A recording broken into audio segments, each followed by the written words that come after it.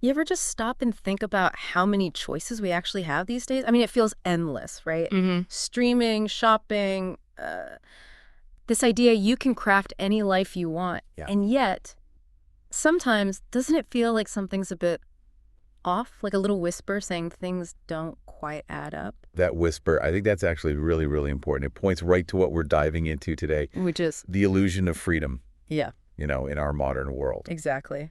And that's the core of this deep dive. We've been looking at this really interesting YouTube transcript from Beyond the Obvious. Right. And our goal, like always, is to sort of unpack these ideas for you. We really want to get to the bottom of that feeling that maybe our choices aren't quite as free as they first seem. And, what might be shaping them behind the curtains. And it's fascinating how often this feeling of limitless choice, Hmm. it's built on just sheer abundance. Yeah. Think about like the Oh, supermarket. the cereal aisle. Yeah, that's such a perfect example. You walk down, there are just rows and rows. Sugary ones, healthy-looking ones, crunchy, puffy. It feels like real power, doesn't it? Yeah. A moment of pure personal choice. Totally. But then the real question is, who decided what even made it onto those shelves? Right. You didn't choose the grains they grew or how they processed it, or even the basic idea that, cereal's the thing for breakfast. Yeah, those lines were drawn way before I got there. Exactly. So you have tons of options, yes, but they're all inside this predefined box. So abundance isn't necessarily freedom. It can actually hide the fact that the menu was already set. Precisely. It masks the limits. It's like that huge, colorful menu, but someone else already decided what the kitchen can make. Mhm. And that's kind of the heart of this modern illusion of freedom, isn't it? Looks great. Lots of choices. But within a pretty tight framework. Like you said, the kids menu. You Yeah. choose your juice box, but Yeah. the main course is already decided. And that feeling, it stretches way beyond shopping, right? Yeah. Like into our careers. Oh, absolutely. We hear it all the time. You can be anything. Yeah, the dream. And, well, theoretically maybe, but Right. the practical side, it's heavily swayed by what the economic system actually values, what's seen as viable. Right. You might want to be a poet or spend your life studying moss. The beautiful passions. But the system sort of whispers, "That's nice, dear, but how will you pay rent?" Exactly. There's that unspoken pressure. Follow your dream, sure, but maybe make a profitable one, or one that fits neatly into a box society recognizes. Makes you wonder how much talent just gets pushed aside because it doesn't fit that economic mold. It does. Yeah. And this shaping, it goes even deeper. It affects what we even think, what we believe. We like to think our opinions are totally our own, formed in a vacuum. Of course. Yeah. But even those often form within boundaries we don't even see. Which brings up that concept you mentioned, the Overton window. Yes, the Overton window. It's such a useful idea here. It's basically the range of ideas considered acceptable for public discussion at any given time. And the source points out something crucial. That window. It's often narrower than we think. But it feels wide. Exactly. It's presented attractively. You see lots of debate, lots of different viewpoints within the window. Ah, so variety inside the window gets confused with the freedom to question the window frame itself. Precisely. We mistake internal variety for genuine, boundary-pushing freedom. And consumerism just jumps all over this, doesn't it? Oh, it thrives on it. Think about it. 50 brands of toothpaste. Right. The message is, more choice equals more freedom. You are free because you can choose this minty gel over that one. But do we actually need 50 kinds?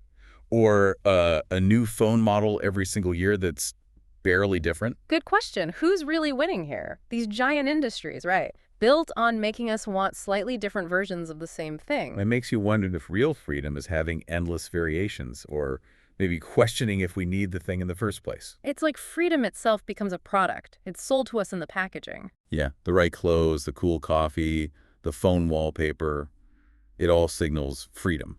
But that feeling can evaporate pretty fast, can it? The Yeah. minute you step outside the unspoken rules. Definitely. About success or beauty or how you should be spending your time, suddenly that freedom feels much less solid. And then there's the whole digital world, social media.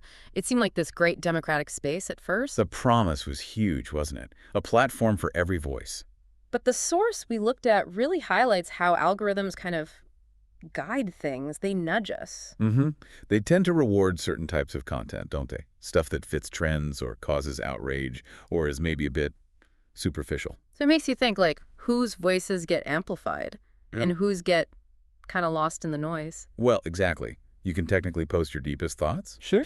but the algorithm might push a viral dance challenge way harder, so the spotlight shifts. From real expression to performance. That's a good way to put it. Performing for likes, for engagement. And even trying to rebel against it.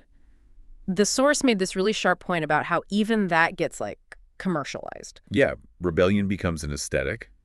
There's a certain look, specific brands, hashtags for being anti-establishment. So even pushing back can get folded back into the system. It blurs the lines of what's genuinely free thinking. It really does.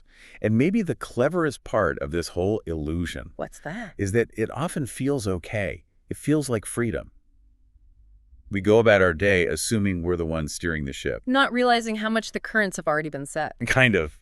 And the illusion works because we get just enough positive feedback. Ah, the little dopamine hits. Exactly. Like a small win at work, someone saying, good job, Yeah. just enough to keep us satisfied on the surface. And stop us from digging deeper, from asking the really uncomfortable questions about the structures themselves.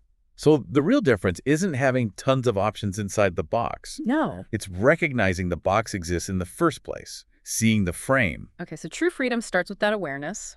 That's the idea.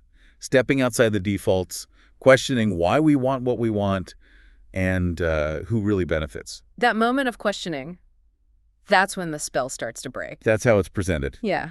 The illusion starts to shimmer a bit. And this ties into something else that feels, well, almost suffocating sometimes. The productivity trap. Oh yeah, that whole, you have the same 24 hours as Elon Musk idea. Yes. And instantly you feel like you're failing. Right. Not doing enough. It's wild how busyness became a badge of honor. But like our value is directly tied to our output. Society cheers for the grinders, doesn't it? Burnout is almost romanticized. And we internalize it. More doing equals more worth. We forget how to just be. But the system kind of likes that insecurity, maybe. Well, think about it. If you feel inadequate, you're more likely to buy the planner, the app, the course. That promises to make you finally optimize. Exactly. We're chasing this constantly moving target, hoping the next efficiency hack brings peace. But it never really does it? The goalposts just shift. They always shift. Even our leisure time gets sucked in. Reading isn't just for fun, it's self-improvement. Exercise needs max results. Even relaxing is mindful recovery so you can be more productive later. We've forgotten how to just exist without a measurable purpose attached. It's like we're being trained to see ourselves as machines. Yeah. Needing constant upgrades. But we're not machines. We're human. We need rest, inefficiency, just space. The source used that phrase. Quiet slavery. Yeah. Where even taking a break feels like you're doing something wrong, something guilt-inducing. And if your whole identity is built on being productive. What happens when you can't be or don't want to be? It triggers a real crisis. Yeah. Who are you then? Which is why that idea, you are already enough, feels so radical. It is, and almost unbelievable in this culture, but maybe deeply true. So just choosing to do nothing intentionally, that's like a tiny act of defiance. It really can be. Yeah. Stepping off the treadmill, even for a moment. And this whole question of identity, who are you? That's another place this illusion plays out, isn't it? Hugely. We ask that. And what comes to mind? Labels. Job title, parent, hiker, whatever. Things we do or roles we play. Right. And the source points out, many of these are kind of handed to us. Like uniforms, gender, culture, name. We learn pretty quick what's acceptable, what gets rewarded. And we adapt. We might trade bits of our authentic self for safety, for belonging. It's natural, in a way. So identity isn't just discovered, it's constructed, with society as a major architect. That's the argument. Social media, school, ads, they're not just reflecting us, they're telling us who we should want to be. Showing us the filtered faces, the curated lives. And it subtly shapes our own image. Even the stuff we buy, clothes, phone, coffee, becomes part of signaling, this is me. It's that constant performance again, like, look, this is who I am, please believe me. And our identity becomes content, right? Something for the algorithm to chew on. But the scary question the source raises is, what if the performance takes over? What if we forget who's underneath? Yeah.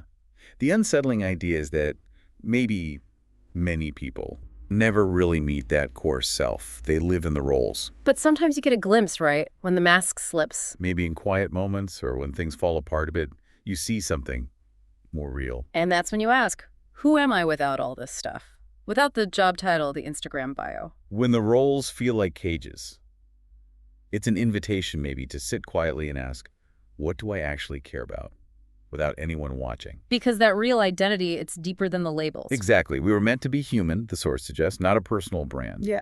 And finding your way back to that, that's presented as true liberation. Now, exploring all this, it bumps up against our desire for comfort, doesn't it? We like easy. Of course we do. Soft beds, instant food, entertainment on demand. Comfort is appealing. But the source throws some cold water on that, suggesting comfort can be its own kind of cage. Yeah, that it can actually dull us, numb us a bit. So much innovation seems aimed at reducing friction, making things effortless. But maybe we need some friction. That's where growth happens, right? When we're stretched, challenged. So too much comfort might make us feel like we're thriving, but maybe we're just surviving comfortably in a smaller space. It's like everything gets easier, except maybe the things that actually matter most. Yeah. Growth, truth, real connection. And all that easy dopamine, instant gratification, it lowers our tolerance for the harder stuff. Like silence, or boredom, or facing difficult truths. Discomfort becomes almost unbearable. So comfort doesn't just protect us from hardship, it can shield us from ourselves, from deeper reflection. That's the risk. Becoming content with less than our potential because it's comfortable. And maybe cynically, a comfortable population is easier to manage, less likely to rock the boat. That's certainly a perspective raise. Unquestioned comfort as a slow anesthetic keeping us passive. So the idea isn't to seek out suffering, but maybe deliberately choose discomfort sometimes. Just to remind ourselves we can handle it. To feel our own edges. The source suggests real life happens out there, beyond the comfort zone. And in the middle of all this, the productivity, the identity stuff, the comfort, sometimes that quiet feeling bubbles up. Emptiness? Yeah. Even when everything looks fine on the outside, it happens in the quiet moments, doesn't it? When the noise starves. And that little question pops up. Yeah. Is this it? Is this really me? Like we've forgotten who we were before all the external stuff piled on. That's the core idea. Before the schedules, the labels, the performance. The source calls it a potential tragedy of the modern mind. Knowing the price of everything. But forgetting the value, including our own value. And we're so connected online, yet maybe deeply lonely because we've disconnected from that true self. The self before the algorithms decided what we should see, before we needed applause to feel okay. Modern life keeps us so busy, maybe we just don't have time to remember ourselves. But the reminder is crucial.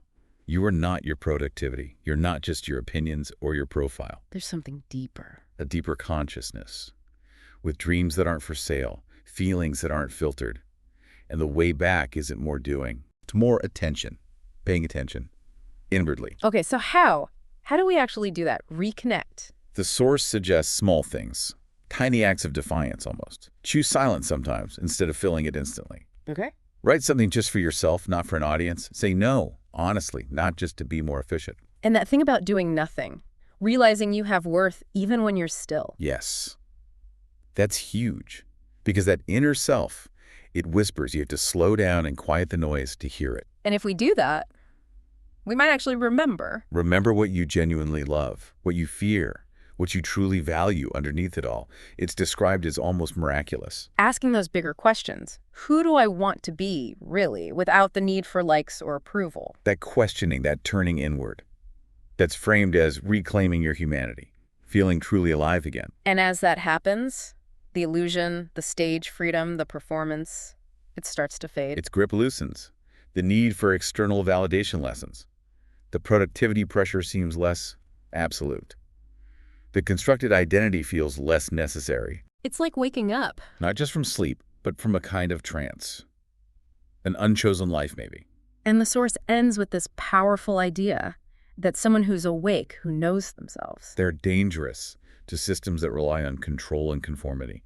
Because you shift from chasing to choosing. Recognizing the great deception, as it's called, and once you see it... You can't really unsee it. The awareness changes things. And that final thought. It's like a welcome home. Welcome back to yourself. We've missed you. Acknowledging that maybe, in the rush, we left a part of ourselves behind. Wow. Okay. So, bringing this all together, we've really gone deep into this idea of the illusion of freedom. Yeah, how it shows up everywhere. Cereal aisles, careers, social media, our sense of self. And how recognizing it, even the subtle ways it works, might be the first step towards something more real. even if it contributes to that unease we started with. And hopefully just talking through it, exploring these angles helps shine a light on it. Maybe sparks a little bit of that journey back to a more authentic way of being. So, maybe a final thought for everyone listening to mull over. Now that we've sort of sketched out the edges of this box, what's one wall, maybe just one small unwritten rule in your own life that you might consider just gently pushing against this week? Or even just questioning? That's a great question to sit with. Yeah, just something to explore. We really encourage you to keep thinking about these ideas in your own world.